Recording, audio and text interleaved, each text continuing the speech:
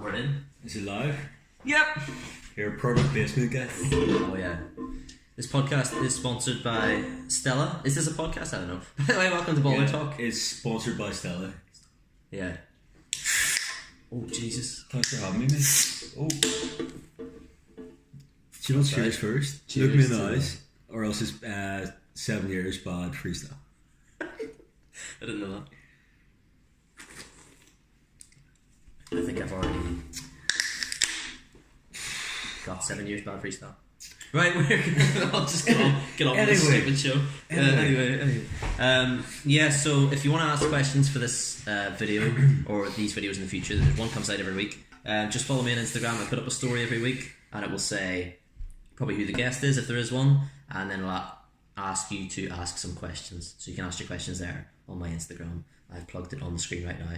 I've also put below Jamie's Instagram. Come on. Go follow Mr. Jamie Knight. He is one of the UK's top football freestylers and has been for the last 10 years. That long?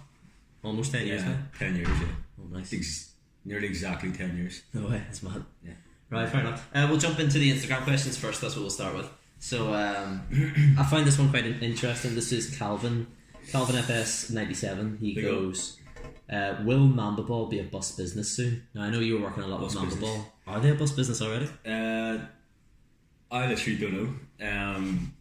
Yeah, so they're a Northern Irish brand.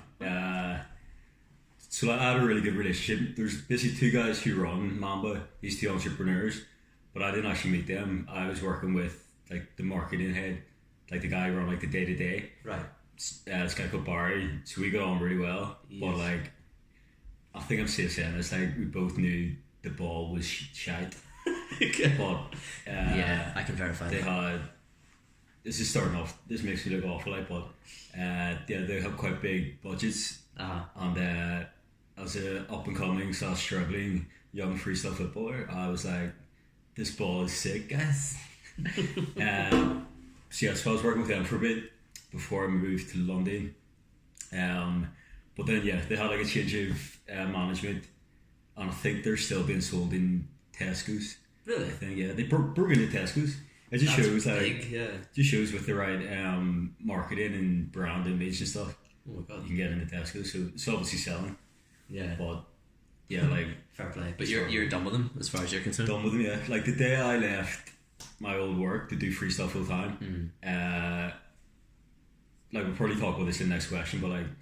I like wrote down the only clients that I still have relationships with after leaving my work, and Mamba was one of them. And I rang up Barry, and he was like, "Yeah, mate, because you've been working for 6 months, like off the scene, we've gone with Dan Cuddy." And he's just like, "Sorry, I can't help you," and hung up. I was like, "No way, you legend." So, that's fair enough.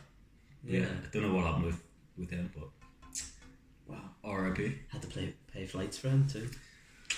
Yeah, right. Ball. Yeah, I was it was a bad ball. It was if you don't know what it was like a yellow grip ball. So basically, it's not like urban ball. It's like proper sticky, clingy. Yeah. There was like little things coming out of it. If you were to spin the ball and like spin it on your head, if you can do that trick, it would probably hurt. Like yeah, I used to perform with it. You do like a lip stall, or like catch the ball on your lip, and at the end of each performing day, my lips would be bleeding. I'm like talking to a kid like, yeah, this ball's class. Like with blood coming down my mouth. I'm like, yeah, and they're like, how much is it? I'm like, 20 quid, it's great. Anything for the cash.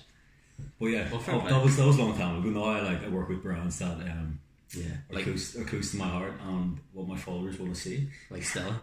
Yeah, it's just a bad idea. Like, yeah, no, that's it. Okay, Nash UK says, do you ever think about opening a children's training academy on your skills? So, I mean, I've done a bit of coaching before, but I do little coaching workshops in football clubs, stuff like that. You've obviously opened up some schools program. Yeah, so with a children's course. The way he's put it is a children's training academy. So maybe you set up the academy and they come to you. Would you do that kind of thing? No, so at the moment, so I run a school workshop business called. A really creative name, Freestyle Football Workshops. Yeah. So like 95% of the business is going into me going into primary and secondary schools. But yeah, eventually I want to hold like external workshops and academies where like the kids come to me, but at the moment it's just primary schools. Yeah.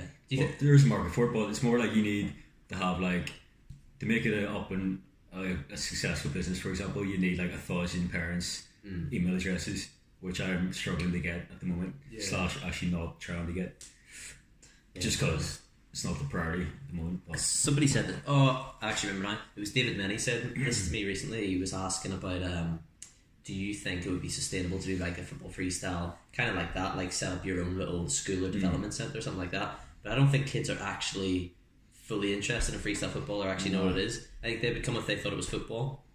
But then when you start freestyling, they'll probably only do that for like 3 weeks, and then they'll think like, that's not what I want to do. I don't think I could run like a 12-week freestyle course. No, just because like you're kind of doing the same thing. The essence of the sport is just do the same thing till you get good. At the end of the session, you just be like, you just literally need to practice for 5 years with these techniques. You can't come back after each week being like, okay, I've learned blind tail, I can do blind tail, I can do around the world, and like you learn it from like a 2-hour workshop, then you spend the next 5 years trying to get good at it. Yeah. So like there probably is a market for it, but like I don't know. Like you said, like there probably isn't that big a demand. Just kids get confused about what freestyle actually is.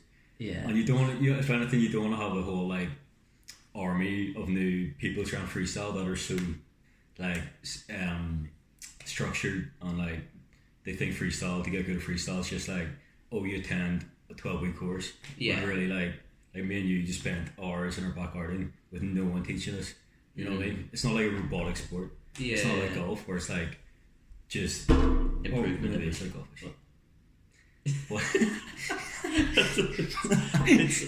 But you know what I mean? Yeah, and then it sort of ruins the fun. Like the whole point is you spend the whole point is you spend like 5 years not doing it properly, and then it eventually clicks. It's more long term than like a weekly thing. Yeah, it's an awful idea. Who was that? Yeah. that was Nas. He's an Asian fella I was talking to the other day. Janos1998 says favourite freestyle meeting. So is Super Bowl up there for you? Is that one of the best times you had? Or? Well, in my head, like Super Bowl is not really like a meeting. It's more like well, it is, but like it is. It's a competition, it's like a holiday, where everyone is. It's like it's just like a global meeting, But if you were to put it like a day meet, like you're going to meet up with a bunch of people for a day. Probably say my first one. Was it Dublin? Dublin, yeah. Oh right. July 2010. Yeah. How many were at that? I think like 10 maybe. Whoa, we have Dublin meets. We have Dublin meets nowadays, and we struggle to get 5, 6. Really? Yeah. And they would be completely different from the 5 or 6 that were there. 100%. Yeah. Because like Dan Denny, you know, like before Instagram, you would upload your training clips to YouTube. It was just the thing to do, like no music, just whack it on. Yeah. And like if you remember, my first training spot was that wee alleyway in my back garden. Next to the bin. Yeah, next to the blue bin. So it was like horrendous for imagine that on Instagram now, like. Oh yeah. So Dan would be like, mate, your class, but like, please get out the house and just come down to meet. Because I've been doing freestyle for like 2 years, haven't met anyone yet, and he was like, mate, please just come. So I obviously like told my parents I was gonna do football tricks with loads of strangers in Dublin, and she's like I was 17, she's like, my son's a virgin, like. And she was like, go for it. And then first guy I met, Dan. I remember walking down, and I could just see, obviously seen his videos, and he was doing like backs and shit, and I was like seeing him in person for the first time, you're like, holy shit. And then obviously such like a welcoming the guy and stuff, so immediately you're like, this is actually sick. Oh, that's good.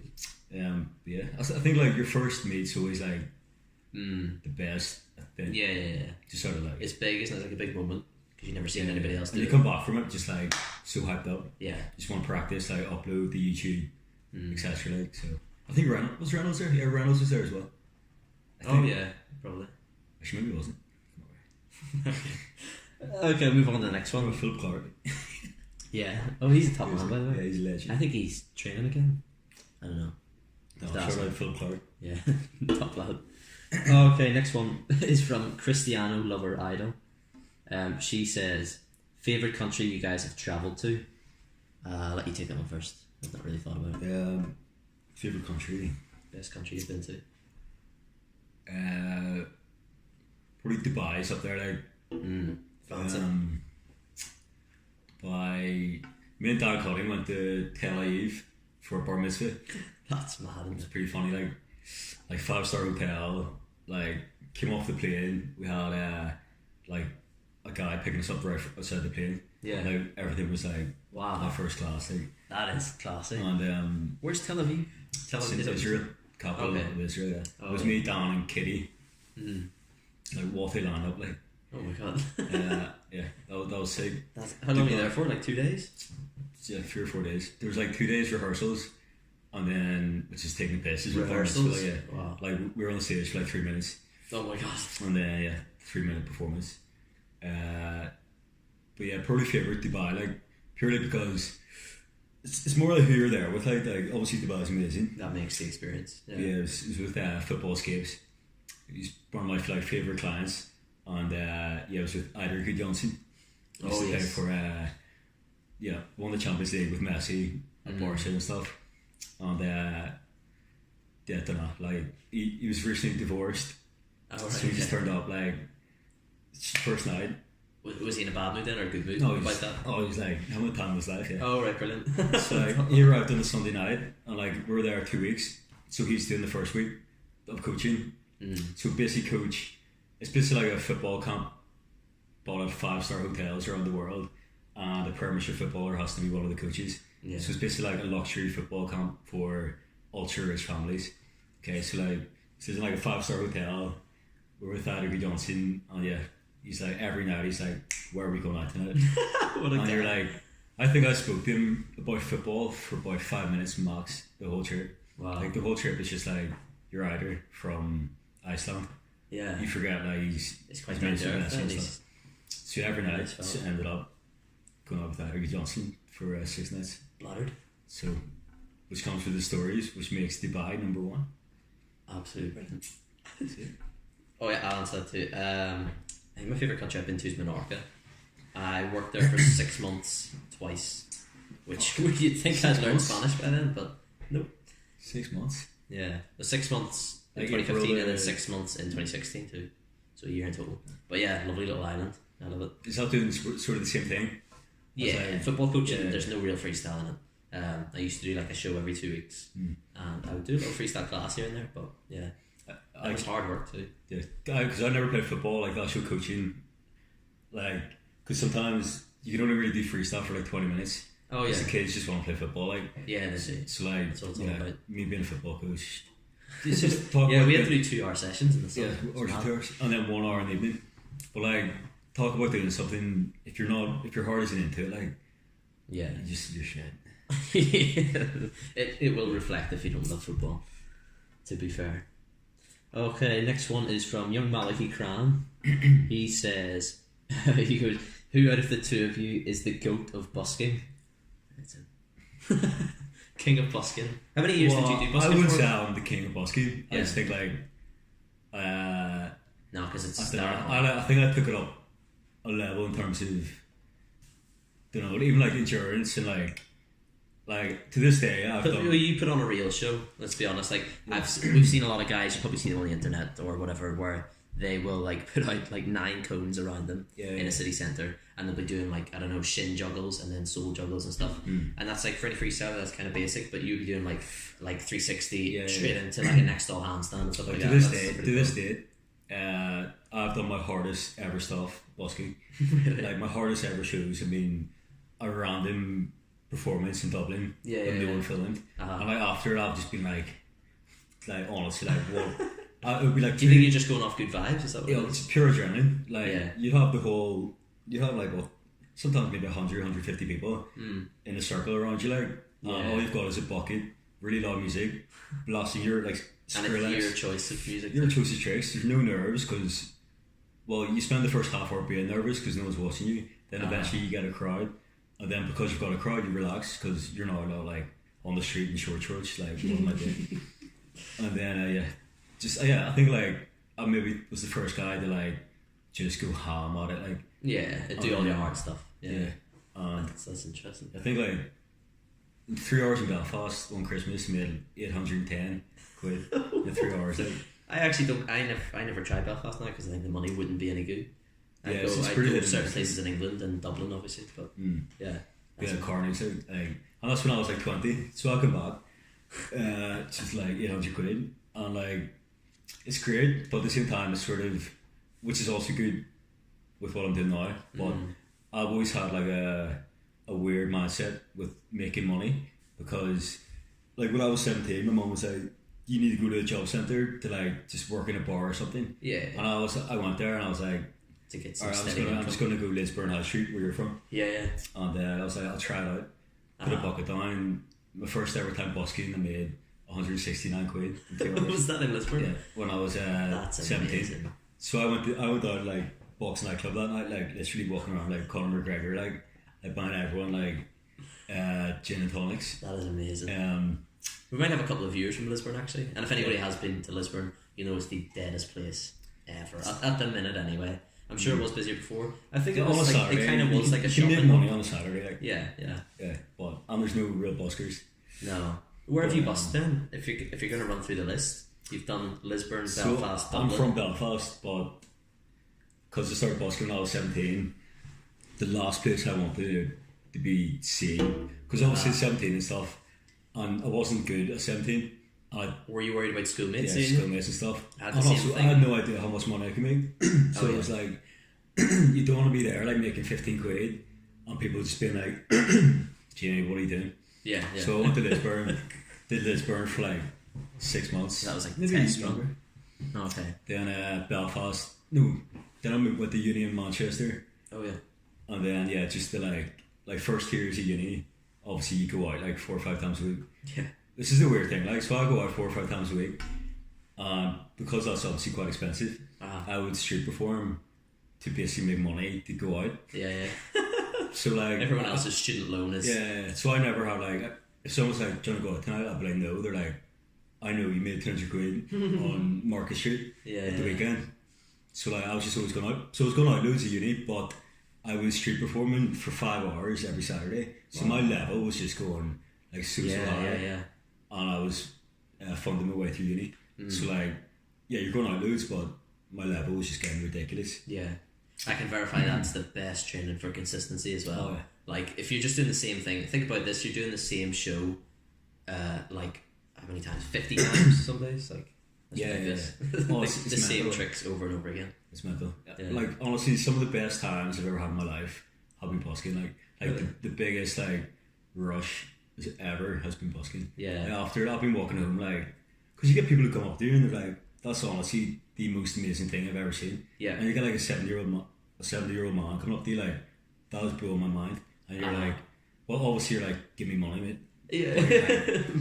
But you're like, but no, it's non-stop positive. Yeah, it's just positive energy towards you. You're saying like, you're brilliant, you're great. Yeah. And then like, honestly, like it's annoying London isn't good for it. Because good point. I probably would just do it maybe like even every couple of months just for the crack. Like it's sort of like keeps you level headed as well. Just like because at the end of the day you're on the street in shorts and t-shirt like it's like you're technically begging in a way. Yeah, like I don't know. Some people don't think of it that way. Yeah, it's a good life experience. The busking. It definitely is. It's something worth doing, especially if you're a freestyler. Yeah. If I could recommend one busking place, it would probably be Bath in England. Bath has like it's just brilliant money. Is it? Yeah, but you got to do it on cobblestones, which is a bit annoying. Yeah, Manchester is a bit cobbly too. Yeah. Does Bath have a big high street, or is it like? It's kind of like it's outside the Primark if you've been there before, but would you say Primark or Primark? On a different tangent. I'm going to Primark. See, I always said Primark. I just never go. So. Well, fair enough. No, it's kind of like a high street. It's like foot traffic runs the whole way through this one main street in Bath, and this is like right in the middle. But it's like a big I don't know how you describe it. It's like a circular. Anything circular is unreal. Yeah, it's literally like a stage for you. So you stick your bucket out, you play your music, and you're good to go. Nice. Oxford as well. You do Oxford quite a lot. I like Oxford because there's rules in place. So you have like a 1 hour slot. wherever you want to go, and there's like 5 different pitches, so it's not bad. Yeah, it's so easy. Once you do an hour, are you allowed to move down the street, do another hour? Yeah, but like you could do something like Liverpool or Manchester, like you'll know this, where you turn up, you've got to turn up at like 8:30 in the morning, 9 a.m. or something to claim your spot, and you might turn up and there's like 3 other people there, and then you've got no pitch. That's what I see. I see that in Dublin. Like I was a bit of a dick when it came to the. You're like, oh, how long are you gonna be, mate? When can I have your pitch? Oh, you're not having it. Yeah, literally. I wake up at like 4 on a Thursday, get the 2-hour bus to Dublin. 4 a.m. Wow. Yeah, we'll get there like 7:30, 8. Okay. Sit in my spot till 11, just being like, yeah, I've got this all day, mate. And they're like, they're obviously in there, like obviously sharing. I'm like, yeah. And then I'll busk 11 to 5. Well, when you realise what money is in it for you, yeah, it's like at some stage, like, well, it's more like there's so much room everywhere else. It's just because this is the spot, but to get the spot, you need to get up. You need to like knock it out. Like you deserve it. You've got it. Yeah. And especially when it's like, no offense, if it's like a musician or something, there's just so many musicians that it's like you can be tucked way down an alleyway, like.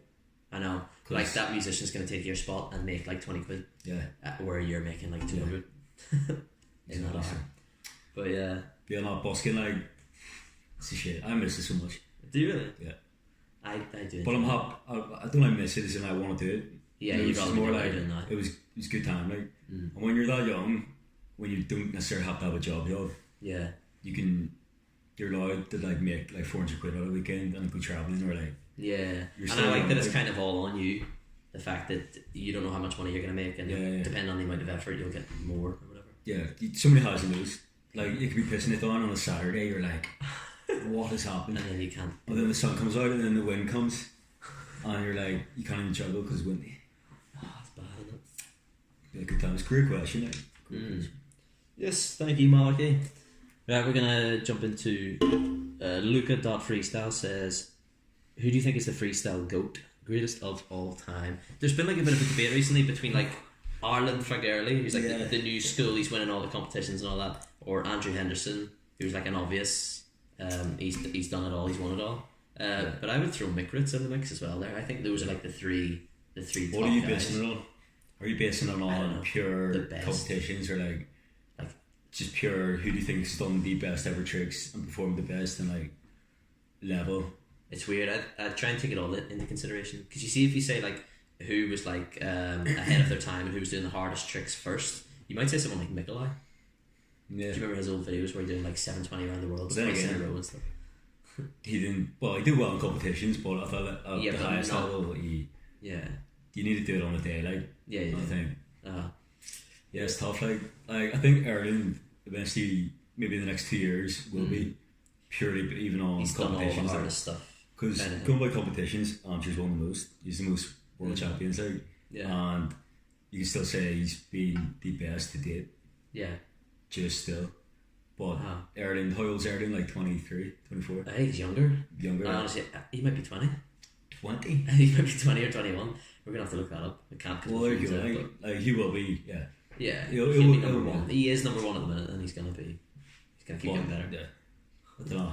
But Hendo, if you look at like, obviously career wise, commercially, like even his performance level, like I remember once he told me he hadn't dropped in like 40 shows or something. And, like, you don't know if he's telling the truth, but you sort of look at what he did in competitions and how he performs, that you're like, nah, I believe you, like. He's something actually Steve pointed out in the episode we did last week, is he's been in 20 finals and won 20 finals. Like, how mad is that? Like when it comes to the big occasion, he's won. So he literally couldn't have done any better than like possibly. Yeah. So like you gotta go with him for the moment. Yeah. Up until now, like. And then we'll kind of take it for granted that Ireland is gonna be the guy that's pushed it a little bit further. But I guess if they're going the other way around. Yeah. Andrew has always had the like, you literally don't know what he's gonna do. Which is just like, you're literally watching it. It's like watching like Messi on TV. You're literally like excited, or Ronaldinho. Like when he was playing, you're like, you like, no offense to Ireland, you don't still know what he's gonna do, but you know his sort of like his how he does tricks, how his style is and stuff. So even if it is mental, it's still off the back of just doing his sort of routines. But Hendo would just come up with something absolutely ludicrous. Because he's literally got everything. Yeah, You and can you'd be do like, after you just be like goosebumps, like, I actually really enjoyed that. Yeah. Like, and then he wins. So I'll say Fair Henry. play to him. Okay. Well, because he's going to watch say this. Henderson. He's going to watch this, so like, yeah. Yeah. I hope he watches it. I don't think he will, but whatever. I'll send it. Shout out to Andrew Henderson. That was a tough question, like. Yeah, it's difficult. Right, I don't know how you say this name. Vladimir Mitiai says, how many tricks have been created by yourself? I can actually claim this. I've invented 2 in the same day. Created these tricks that have never been done before. I don't know if you want to call the second one a combo, but I'm going to put them on the screen now. Quite happy with these. You've done... You've definitely made a few tricks of your own. The Jamie trick. Yeah. How do you like that? The worst name trick ever, like. Yeah, the Jamie trick. It's a blind heel too. I feel like I just invented the blind heel, but I didn't. But I wish I did. But I feel like it's mine. Yeah, you would have done it if nobody else did it first. Yeah, maybe John Farnworth. He's sick at it. Yeah, he's unreal. Yeah, Jamie trick. Though I can't remember when I did my first one, and I don't have the video of me doing it. I think like I did it once. Wasn't that arsed about it, so I just kept training. That day, and then I did it again. What was that? Maybe somebody seen it and then reacted to it like, "Oh my god, that was good," and then you started doing it more, or well, I don't know. Like I literally just kept happening. Yeah, I must have been like, that's probably like, why haven't I done this way earlier? Like I was probably frustrated. Yeah, that you hadn't thought of it. Yeah, and then obviously all the variations to the Jimmy trick, yeah, they don't have names. Like the one. Right, we have to name them now. In the Real Madrid, when I'm in a Real Madrid kid. Oh yeah. And it's like Jimmy trick, shirt back up, back to blind heel, Jimmy trick to sits. Oh yes. Okay. Yeah. I look at that, I'm like, yeah, fair play. That's difficult. That is lit. Fair play to yourself. But I want to do like 3 of these. Because see, the problem with the blind heel is, you can never stop doing them because there's always a tweak to make it a bit harder. So when all my haters on Instagram were like, you do the same shit, like you're shit. I seen one of those comments recently actually. Yeah. You know when people are like, oh, I just read hit and like rub it off. I literally I'll stare at it for a day and just curl up in bed. Like I'll start like. Do you reply to them? Have you done that? Yeah, I DM them like violently. Like what the fuck would you? Oh, that's shocking. No, I'm like no, because I do agree with him, but like I already do. Yeah. I'd say out of most freestylers, I don't have that many tricks compared to a lot of the guys. Like you kind of push what you've got. Yeah, it's push what I've got. Like stuff like blocks, like slaps. Like I can't do an ab pass. I tell people this. They're like, what? Yeah. I have no interest in it. I just can't do it. What's the point in starting from scratch in that if you can just like push your own stuff? Yeah, and I like that though. I'd rather you did that actually. I feel like I've made a career out of having a blind heel. That's amazing. That's cool. Yeah, I think that's it though. I think that's my only. Yeah. Just loads of variations. What about the next stall handstand kind of variations? Or did anyone do that before you? Like the next stall handstand? Yeah. What, the handstand? Yeah. Like next with the ball on the neck. Yeah. Yeah, definitely. Oh, that's fine. Because it is piss. Yeah. Sorry. Took me like 6 months to learn that. Sorry, all the beginners were like pissed. They're like, I can't even do a rocket launcher. But yeah. Oh yeah, stuff like the next 720. Yeah, no one can. You'd definitely be the first to do that. Yeah. Next 720 handstand. Like I tried that thinking, I can do the 360 now. I'll try the 720. It's different level. It's absolute different level. Yeah, and then the handstand. And then I want to do 1080 handstand, which would be that's shocking. If you think about it, that'd be mental because no one else has done the 720 handstand. So if you already go to the next step before anyone else has done that step, that's like that's mental. That's ridiculous. That's like doing a 4 rev if no one's done a 3 rev. Yeah, like it's completely not, but it's the same idea. Yeah, that's amazing. The filming only lasted half an hour, and that's why I'm gonna stop and start it again. See you in episode 2 again. What are we on? Fuck it, let's just make it 3 hours long. Okay, we're back. Right, we'll just jump into the next question. We'll go. This one's from Ross Brown 997. Heard good things, mate. Yeah, I've picked you up, Ross. You're definitely watching this too. He goes, do any of you plan on competing or continue competing? Let me go first. What are you thinking? You've done a lot of competing in the past. Stuff like. I think I will, yeah. Again, Yeah. But purely for fun, like purely just to have something to aim towards. Like I think, like there's no point not competing. I just think there needs to be. Obviously, Steve's got that new competition. I want to get involved in that. Oh yeah. But like, the more competitions there are, the less serious each one gets. If you know what I mean. If it's just the UK champs, if it's just the UK champs, you're already like, because it's the one competition in the UK, you're like kind of dedicate your you years just to you need to smash it. If you fuck up, mess that up, you're gonna be like, I don't know, I'm demotivated. Yeah. Stuff. Yeah. If it's just like ultimate freestyle or like whatever competition, you can just turn up and if you finish, don't post it on social media, but then you're doing a bar mitzvah that day. No one finds out. Shout out bar mitzvahs. Yeah, shout out Ultimate Freestyle too. Yeah. What about you? I suppose. Yeah. I'd like to. I did the Ultimate Freestyle. I did the first Ultimate Freestyle, and I really, really enjoyed it. And I got top 8, which was decent for my first competition. I should have been top 4. Steve, you know, the judging call. Take the judges. Well, no, I would never do that. But I'd like to compete again. To be honest, I don't want to take it serious though.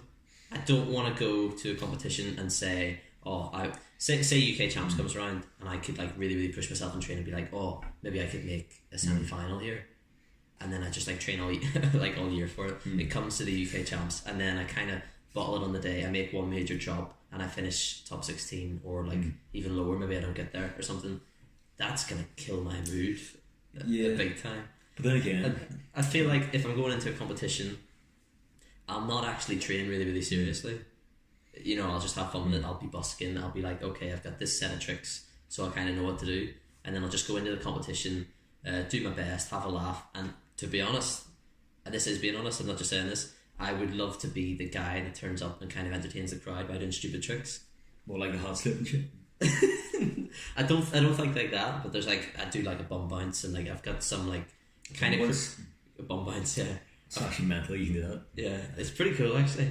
And I've got some like little cool tricks that I think would entertain the crowd rather than be hardcore. You know, like I'm not going to train, like I'm not going to try and learn 3 reps and stuff like that. Yeah, but I'm not good enough to win the whole thing, so I want to. So I'm coming up with every excuse just to protect myself. Yeah, exactly. That's exactly. No, No, but honestly, I do just want to kind of go there and have fun. I think Janos kind of had that approach in the Ultimate Freestyle. I don't know if you've seen, but he's just pissing about. He's just like dancing on the ball and stuff, and he's good enough to get like, I don't know, 3rd place like he was. Yeah, but yeah. Well, yeah, I think that's a nice approach to have. But it's difficult because I think whenever you get to like maybe a top 8 battle or something, in your head you start to take it serious. You're like, I'd love to beat this guy, and you want to get a good ranking. Yeah, I think like when I was competing, obviously I never went in to win because of injury. Oh yeah. But I was going into like come second. Like that's amazing how. And then I got lucky when I was back in 2016 when I went for freestyle full time. Like the UK champs was 2 months after I left my work. Oh yeah. And I knew whoever came second in that qualified for Red Bull. So I was just like, this is the perfect time. Like I have to come second. And it was in Edinburgh on that stage, awful conditions. and stuff. Yeah. Bad weather that day too. And it was me against J-Mac in the semi-final. Whoever won that. Did he know that as well? I don't know. I don't think so. I wouldn't have thought so. Like going into that, I knew exactly what I needed to do. Yeah. And like when you look back at that battle, wind going everywhere, like I dropped it 5 times, he maybe dropped it 6. Really? Wow. It was horrendous. Like I remember seeing that battle as well and thinking that was dead close, but you did edge it. Yeah. But wow, thankfully. that's And then next thing you know, then obviously Red Bull World Finals. 5 months later, so I just had 5 months of like one goal, like that one competition. Like I was trying to make a living, but that was purely just to get by, so I can just smash Red Bull. Like so that was pretty much my last competition, apart from the European champs a month later. Where I came top 16 in Copenhagen. Yeah, that was good as well. So like, it's hard for me not to go into it without. But you gotta look at your level and stuff. I don't know. Yeah. But then going by the last UK champs, like second was well up for grabs. Like yeah, I came second, Gregor. Yeah, Gregor. Yeah. So deserved. Yeah, Griffin's like a clear favourite at the minute. You fancy your chances against him? Huh? Would you fancy your chances against him if you're going to go for like title this year? No. He's brilliant. No, he's class. He is amazing. Like I think my level at the moment is still the highest it's been. Yeah. But like not lowers wise, but like in terms of everyone else, yeah.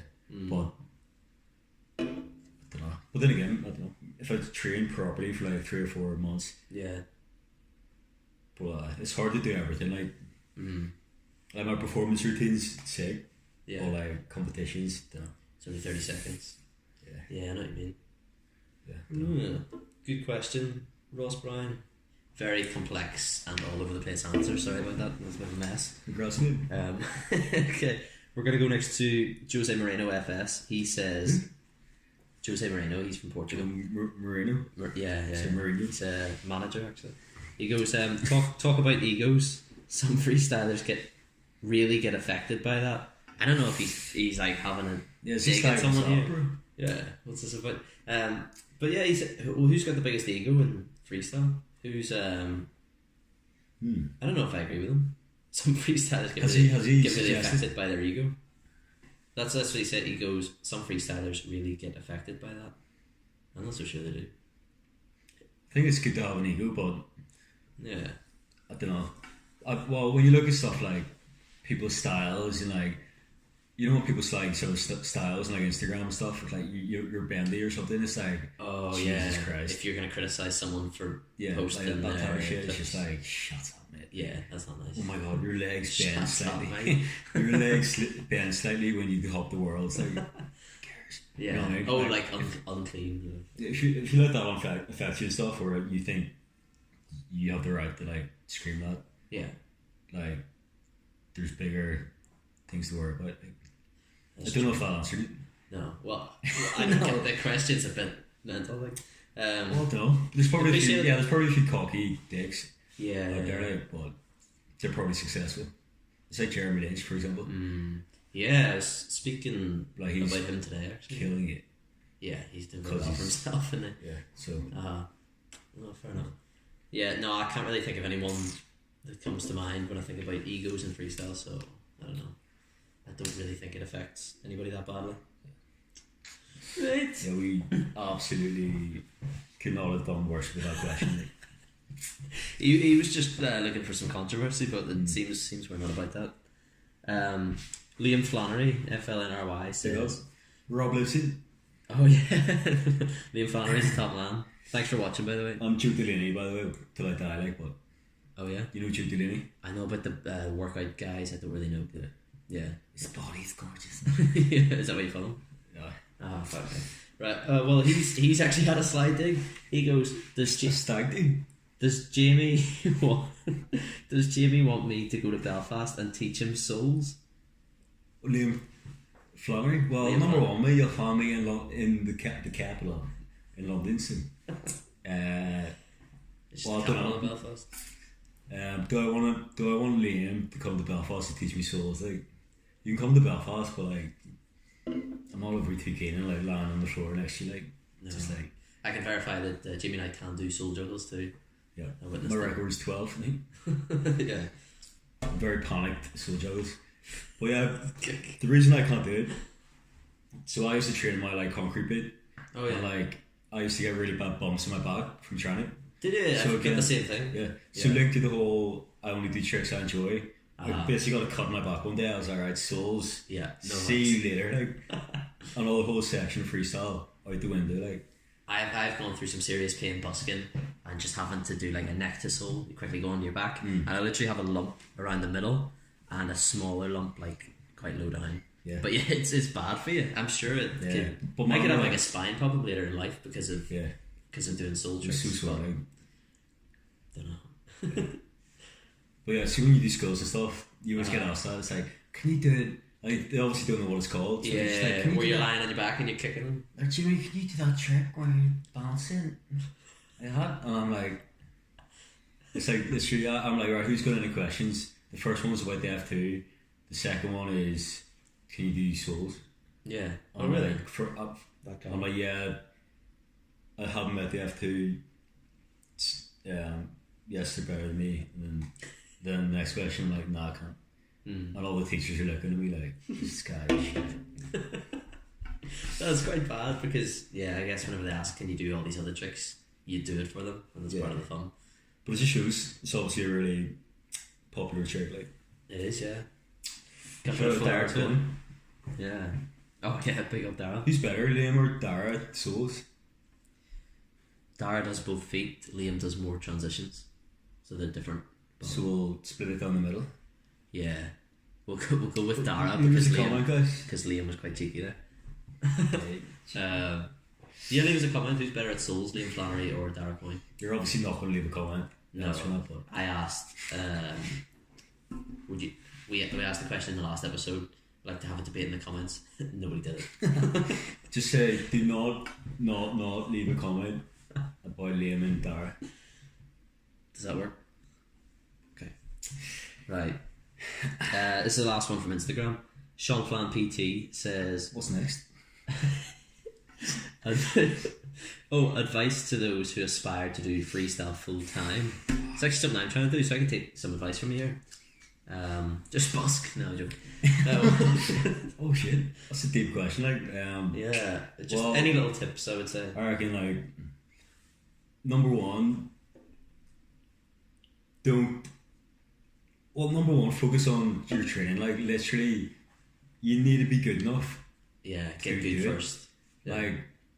So I started freestyle when I was 16. Started doing it professionally when I was 23. That's nearly 78 years of me purely training for the crack, purely busking. Okay, yeah, to get through uni and stuff, but again for the fun. Yeah, I think I was well deserved to be like, you know what, I'm gonna try and make a living out of this. Yeah. But you get guys who are like a year, 2 years in that are like, why aren't I getting sponsorships and all this? Why aren't I doing a bar mitzvah in Tel Aviv? Like what? And you're like, I've spent hours in DMs talking about it, and you're basically being like, look, it's not going to happen to you right now. Yeah, it's kind of hard to say that you're not good enough, but yeah, that is the case. Yeah, you can't just force it. Like it will get to the point where you're literally good enough, where people are like, no, how much you cost? I want you to perform. Like it's not you being like sort of forcing yourself in, which you do also need to do. You do need to have a bit of that, like you, especially at the start, you need to be not just emailing random companies and stuff, but you do need to put a lot of graft in to get off the mark. Yeah. But you should only start doing that once you're good enough. Once you maybe competed and like finished top 3 in the UK or something. Yeah. What you know what I mean? Definitely. And it's probably going to get harder and harder level wise to become a professional freestyler because everybody's kind of moving up at the same time. So yeah, the same tricks. I haven't even been doing it 3 years full time yet. Yeah. But what I've noticed is at an event, like even doing like a solo stall isn't going to get a response because everyone's seen it now. So like you do need to deliver more to deliver that X factor. Like, and if you want to properly, basically that part of the answer was literally just getting off the ground. If you want to sustain it, there's 100 other things you need to do. You need to have like a bit of a financial backup if you already go into it, like because it's a risk. You mean? Yeah, because it's a risk. You also gotta I'm doing well out of it because I just planted myself in London. Yeah. Which I only moved to London because I got a job as an accountant. So I would never have moved to London to do freestyle full time. Like no way. It's just the biggest risk ever. Yeah. So I was already in a really good position. You were already here in central London. Yeah, I think a lot of people don't know that. They would assume that you said, right, I need to make it freestyle. No. I'm going to get a lot more jobs in London, and so you moved there. Like that would take balls of steel. So I had a bit of luck. Like I was already here, left my job at the start of June, and like I said, I wrote down the 3 clients that I had. Yeah. Still, 2 of them were like, man, no. The last one was the Freestyle Football Federation, Danwood. Met him for a pint that day. Had a couple of pints with him. He said, oh yeah, here, I've got a couple of things, by the way, this month. Oh, brilliant. Give me like 3 jobs that month, and then got me a tiny bit off the ground. Yeah. And then I just did the UK challenge for the next month, so we came 2nd in the UK. So another bit of advice, if you do something sick, if you're given a class opportunity to work with like a footballer or something, milk it, put it everywhere. Even if it's like Gary Neville, just be like, I work with Gary Neville on a regular basis. Yeah, yeah. So I throw that in there whenever you can. Yeah. Kind of thing. So after 2 months, I was 2nd in the UK. I've done bits and pieces, and I think I'm quite good at just knowing how to use something I've done to just get me to the next step. Yeah. Then after 5 months, I was top 16 in the world, had it everywhere, website, new website made, one of the world's best. Then you snowball. So you need to know how to. You'll be lucky. You will have luck. You make your own luck, but you will have luck that will get you sick opportunities. But you need to be super ready for them and know how to get to the next step out of every opportunity that comes. Yeah. Because it can stop like that, and then you're fucked. No, literally. Like the amount of times it's been like this. Yeah. For surviving. Oh my god. Like it's like the first year and a half. It was like. Yeah. Torture, like.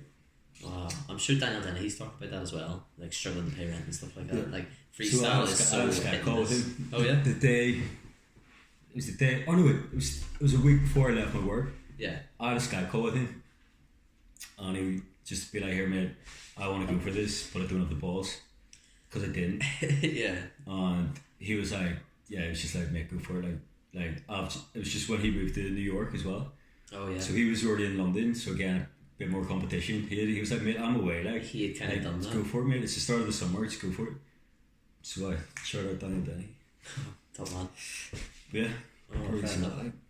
I was just on that kind of topic. How big is social? Do you get a lot of jobs through your Instagram or Facebook page or stuff like that, or is it mostly emails and contacts that you have and stuff like that? For these big jobs that you do. You almost don't know in a way, because like loads of email inquiries and stuff might well come off the back of them being on my Instagram. You know what I mean? But yeah. Obviously you get like work with brands and stuff mostly come out of Insta. In terms of like, yeah, I think Instagram, I probably wouldn't be doing it full time if it wasn't for Insta. Not because of financial reasons. It's more like when people are like, "Oh, what do you do?" You're like, "I'm a freestyle footballer. Here's my portfolio on my Instagram." If they were to say, "What's that?" you send them there, and that's it. If Instagram didn't exist, you'd be like, okay, you have a website and stuff, but like it's not. I don't know. Instagram's perfect. It just perfectly has everything you've done. Yeah. And it's just like even for like motivation, when you're like, I'm 26, I juggle footballs for a living. What am I doing? I'll just scroll and be like, oh yeah, fuck, I did that. Yeah. That. Okay, like I never thought of it that way. Yeah. It's like just a nice way, like it's like just good to keep you going, like yeah. And then obviously, even if it's like sad and stuff, obviously getting verified or like having loads of followers. Oh yeah. That's just like it sort of keeps you. Yeah. I don't know. Well, that's something I was going to mention as well. Mr. Blue Tick. He's got a blue tick. I bought it. Can you believe that? I bought it. Oh yeah. I painted on. Oh, you went and asked somebody to get you that then? Obviously, there's certain people you can. Well, no, actually. So you know the way you can request it. Yeah. So I requested it twice. Well, I don't know how to, but yeah. Yeah. First time they're like nah. And then I sort of just waited till I caught a celebrity dance feed. So we got back from tactically Dubai. Put a lot of like footballers and stuff. Well, I didn't like tactically put them. I just had a few events with footballers and stuff. Yeah. Like the thing with Robbie Keane in Dubai. Got back. Robbie Keane's everywhere. Like I had like Pat Jennings. I was at the London Football Awards. So it was just quite nice. And then I think the guy that day on Instagram might have been hungover or something. He'd be like some Irish dude. He's like, "Fuck me, Robbie Keane." Like, you know what I mean? Blue tick. Because the first time I requested it, didn't get it. Second time, a few celebrities there. They're like, obviously, I'm a bit of a harsh on myself. Like, I think it's fairly deserved. Like, I wonder if that's what it was. I wonder how you judge it. Well, you don't know, but yeah, like that's interesting. That they said no and then yes. Did you have this roughly the same amount of followers too, both times? Yeah. So I haven't grown on Instagram in a year. No, I actually lose 50,000. I lose about 15 a day. Well, not now, but for like a year I lost about 10 a day. Wow. But I think it's them clearing out accounts. Because I basically grew an Insta through like football, sports, 433. Yeah.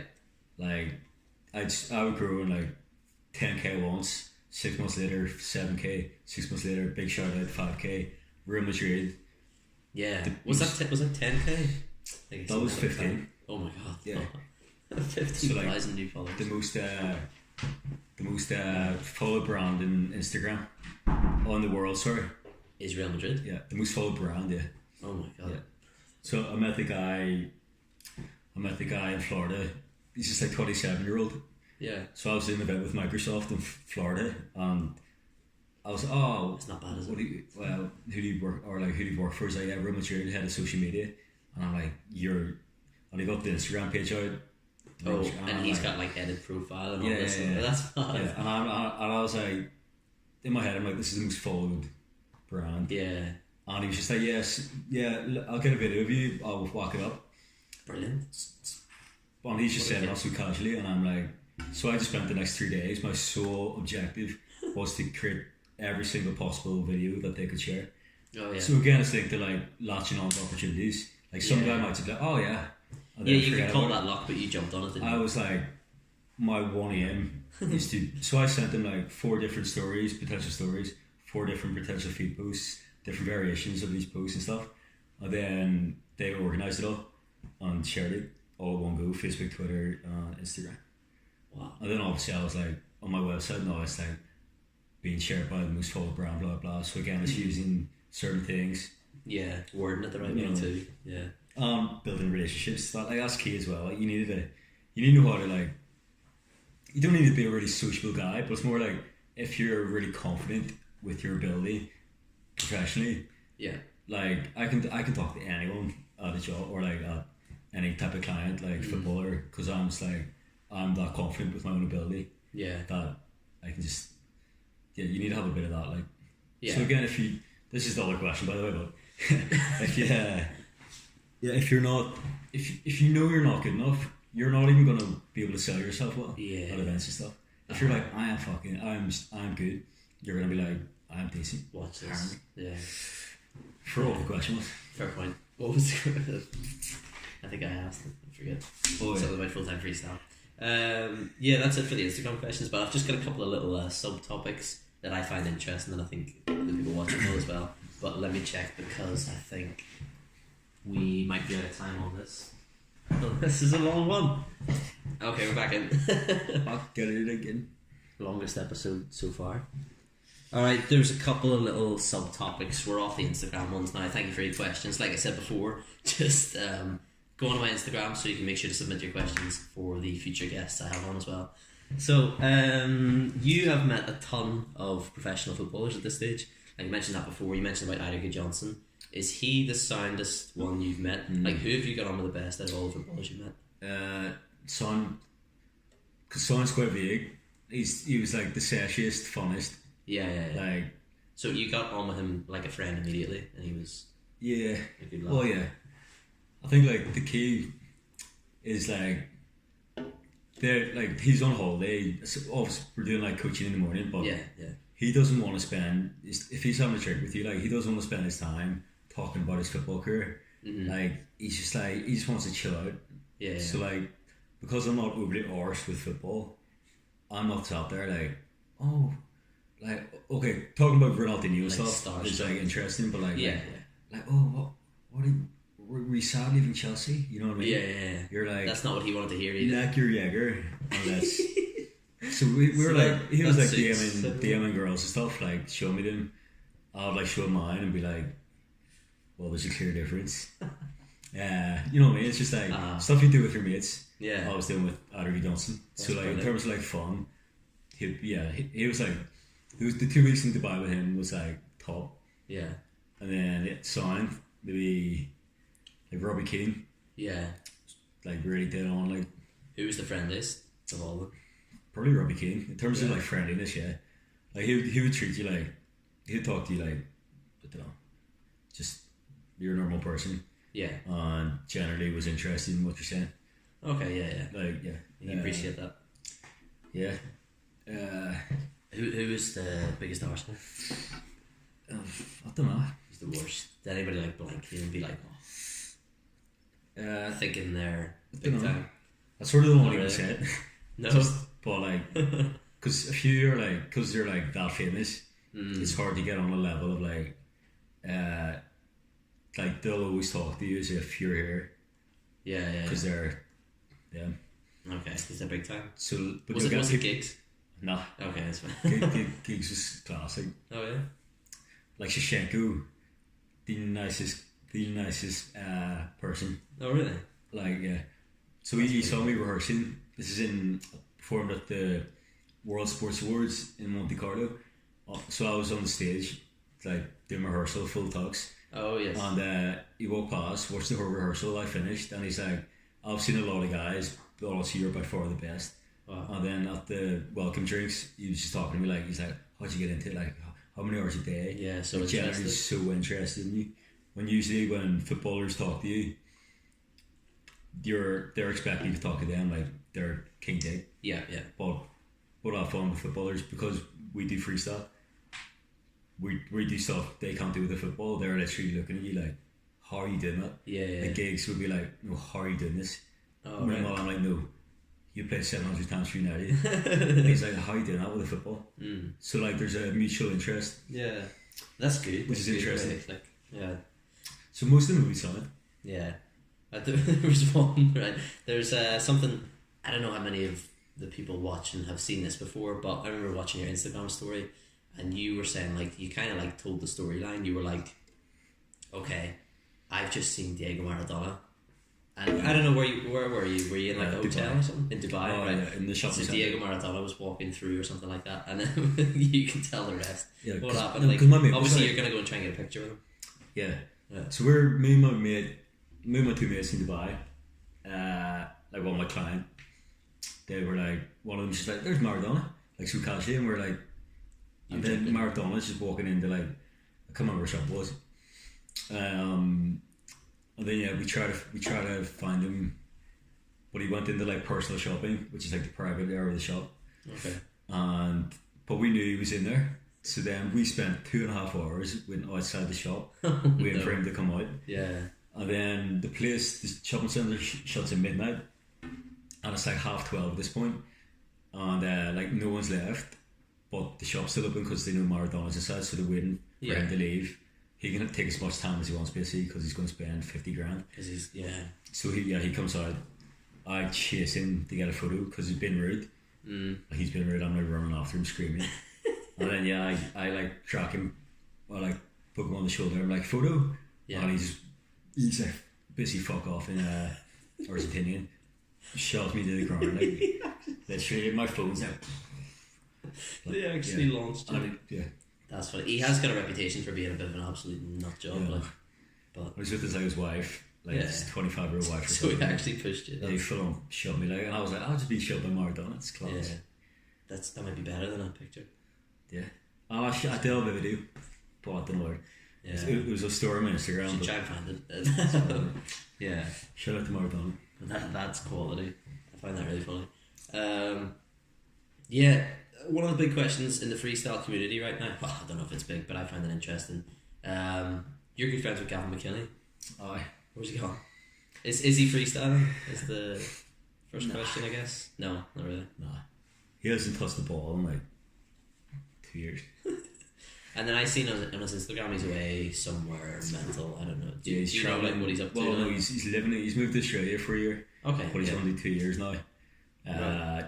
He's working in like bars, call centres. Yeah, it's been weird in Australia. Okay, fair enough. But nah.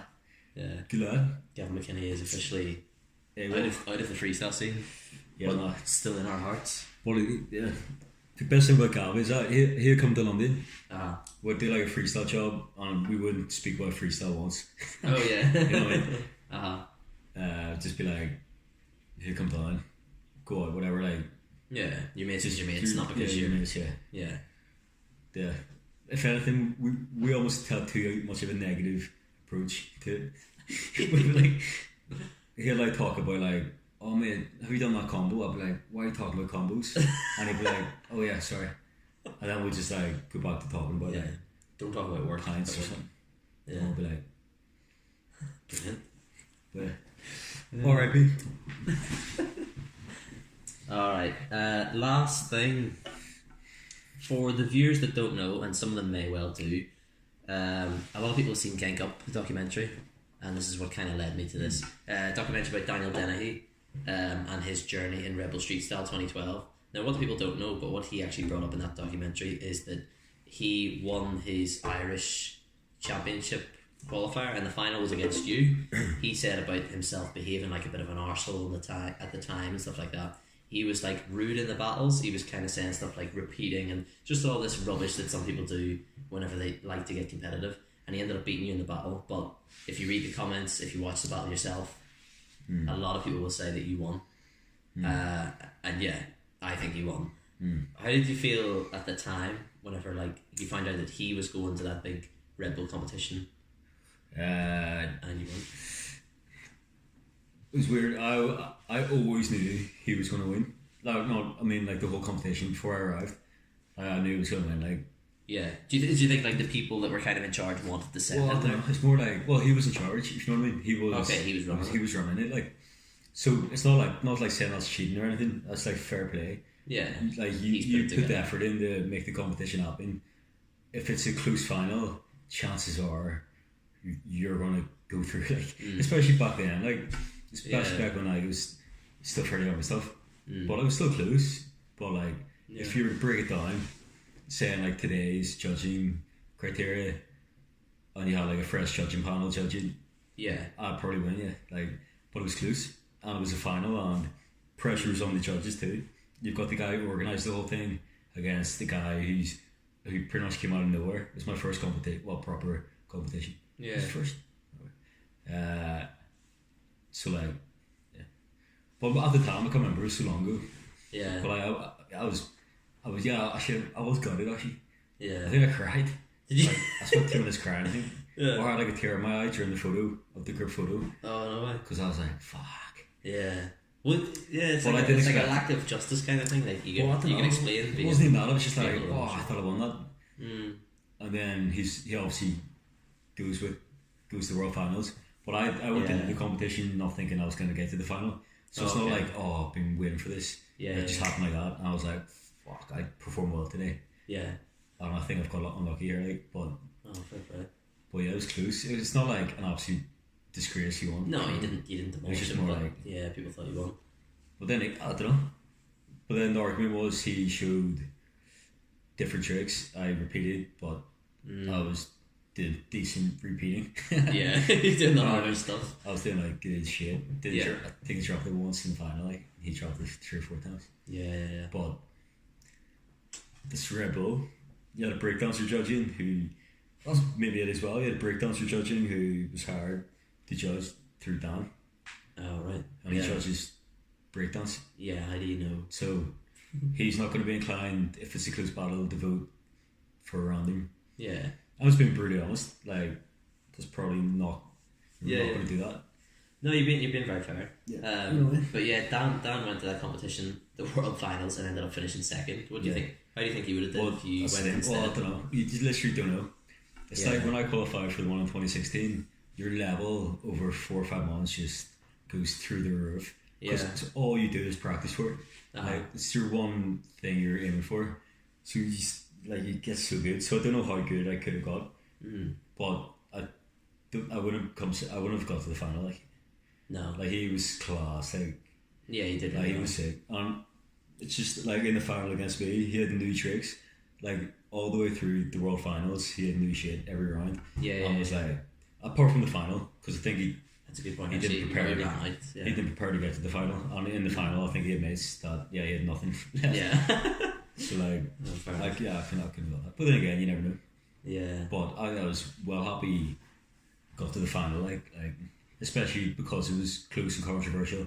You're almost like, you better do well, sort of thing. Yeah. And he smashed it. Like. Yeah, fair play too. So, well done. And he's a good example of came second in the world, and he melted like as you would plug it, use it. Like, that's key. Yeah, fair enough. Well done. That's all I've got. My little piece of paper. Thank you very much, Jimmy Knight. It's been an absolute pleasure. That was intense. Cheers. For our third episode. Survived. Yeah, let me know in the comments who you want on in the next episode and all that as well. And see you next week. See you guys. See ya.